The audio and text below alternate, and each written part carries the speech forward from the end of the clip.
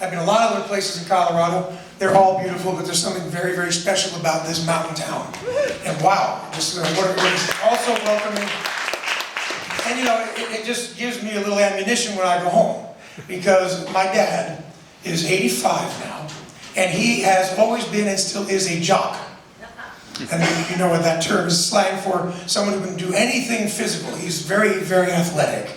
He still plays hockey, but only he insists on the opposing team be made up of people at least 20 years younger than he is. And he always wins. So imagine as a kid, all I wanted to do was that.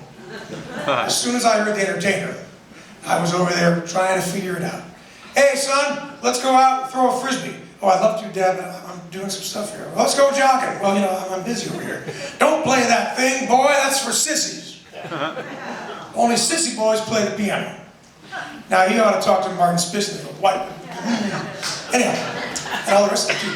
But you know, this is what I loved. So he kept at it. When I was 6, he made me play hockey. Now, I have very weak ankles, so it was going like that. And I had to have a chair to push along the ice. Well, all these other kids my age, 6 years old, right past me, they could all skate. And so finally, after a couple of weeks of this complete degradation, the coach took pity on me and made me a goalie. Perfect, I don't have to move. And most of the time, it's over on the other side. So this is great. Except when that little round black thing, which I later on found out is called a puck, was coming towards me with these bunch of other 6-year-olds chasing it. What 6-year-olds can do on the ice, ladies and gentlemen, is they can skate really well if they're trained. But nobody has trained them yet how to stop. So I'd be at the bottom of the heap, eating the net. Well, that didn't go so well. So I finally said, Dad, no, I just can't do this, enough for me. Well, we're gonna try something else, son. So I'm 11, and he says, let's try karate. Now, it was all right, because I kind of like that loungewear. That was nice, you know, all that stuff. And I thought the belts were a very pretty color. So mine was white, but I said, if I worked it out, I get contrast. I got up to green. And then I said, oh, look at that one. Well, that guy must be tough. That's a black belt. Yep, there are 547 of those, son.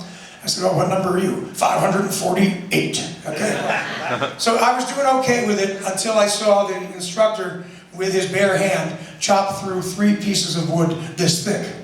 And I said, I'm trying to play piano here. I'm out of it. So I stopped that. Okay, now what? You go another few years.